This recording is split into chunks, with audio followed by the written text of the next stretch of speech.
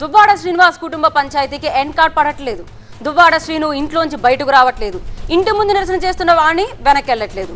మొన్నటి వరకు జరిగిన చర్చలు అయితే ఫలించలేదు. దీంతో ఎపిసోడ్ ఇంకా కంటిన్యూ అవుతోంది.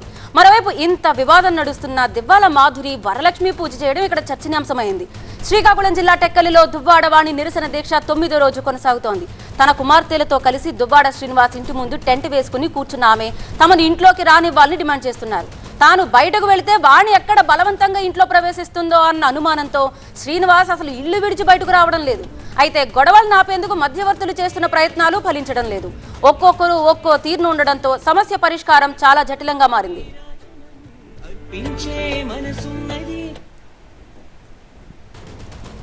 మా ప్రతినిధి శ్రీనివాస్ మరింత సమాచారం అందించడానికి లైవ్ లో సిద్ధంగా ఉన్న శ్రీనివాస్, ఇది భలే అంటే ఒక సీరియల్ లాగే కొనసాగుతుంది. ఒకరేమో ఇంటిలో నుంచి రోడ్డు మీదకు రావట్లేదు, ఇంకొకరు రోడ్ నుంచి ఇంట్లోకి వెళ్ళట్లేదు.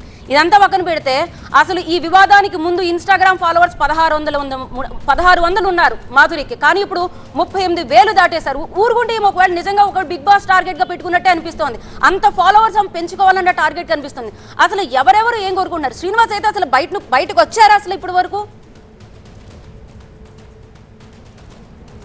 లేదు, ఇంకా 9 రోజులు నేటికి వాళ్ళ నిరసన కొనసాగుతుంది.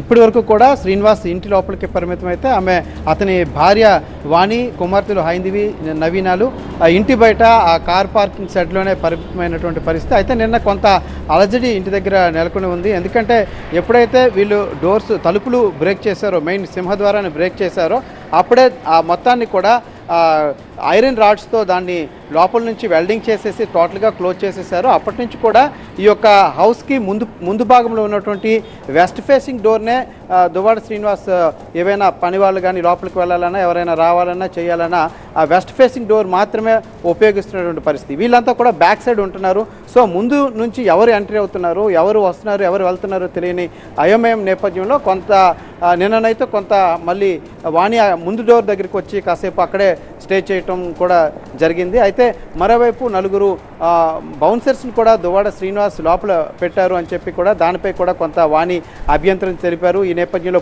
ల్యాండ్ ఓనర్ కూడా పార్వతీశ్వరరావు కూడా ల్యాండ్ ఓనర్ కూడా వచ్చాడు కదా, తనకి డబ్బులు ఇవ్వాలి 60 లక్షలు, లేకపోతే ఇంటిని తిరిగి ఇచ్చేయాలని ల్యాండ్ ఓనర్ కూడా కొడుతున్నారు. మరోపక్క మాధురి వచ్చి నేను 2 కోట్లు ఇచ్చాను, సో పైనే ఉంటానంటున్నారు. ఇప్పుడు దీన్ని ఎలా చూడాలి?